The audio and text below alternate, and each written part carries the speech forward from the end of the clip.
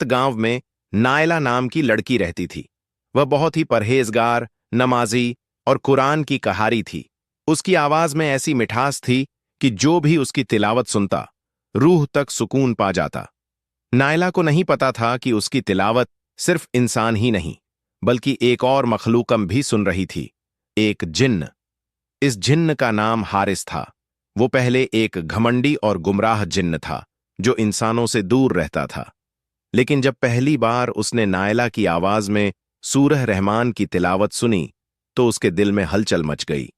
वो रोज छुपकर नायला की तिलावत सुनने आने लगा।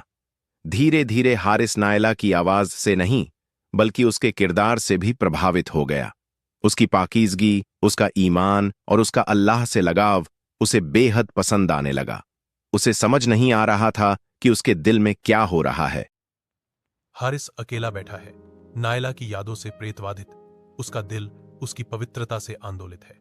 नायला की आवाज उसके दिमाग में गूंजती है, एक कोमल फुसफुसाहट जो उसके भीतर कुछ अपरिचित जगाती है।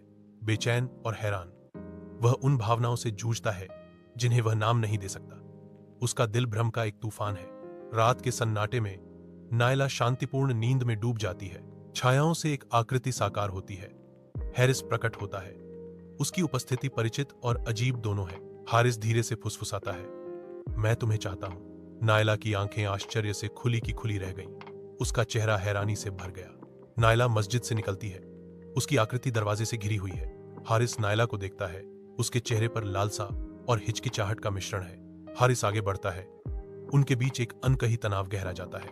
नायला दूर जाने से पहले एक हल्की मुस्कान देती है और हारिस को चुपचाप चिंतन में छोड़ जाती है। नायला अपने कमरे में गहरी नींद में सो रही है। चांद की रोशनी से एक रहस्यमय माहौल बन रहा है। अचानक कमरे में एक धीमी आवाज सुनाई देती है, जिससे रहस्य और गहरा हो जाता है। नायला जाग जाती है, डर से कांपती है, गहरी ठंडी में फंस जाती है। उसकी आवाज कांपती है, तुम कौन हो? क्या तुम जिन्न हो?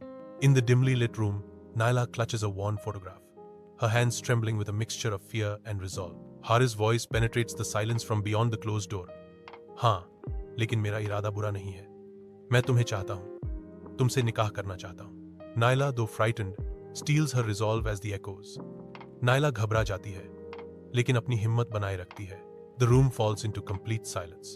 नायला declares, अगर तुम्हें मुझसे मोहब्बत है, तो मुझे अल्लाह के लिए छोड़ दो, क्योंकि मेरी मोहब्बत सिर्फ मेरे रब के लिए है।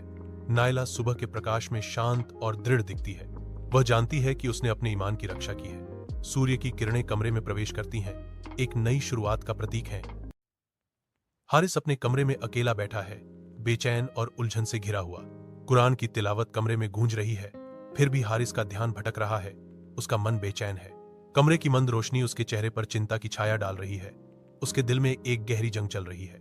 Alone in the serene mosque, Haris pours out his heart in prayer, his voice heavy with anguish. Allah, if this love is wrong, please remove it from my heart and show me the right path. Haris गहरे सोते में है। उसका चेहरा शांत है। अचानक कमरे में एक नरम रोशनी फैलती है, जो हारिस के चेहरे को उजागर करती है।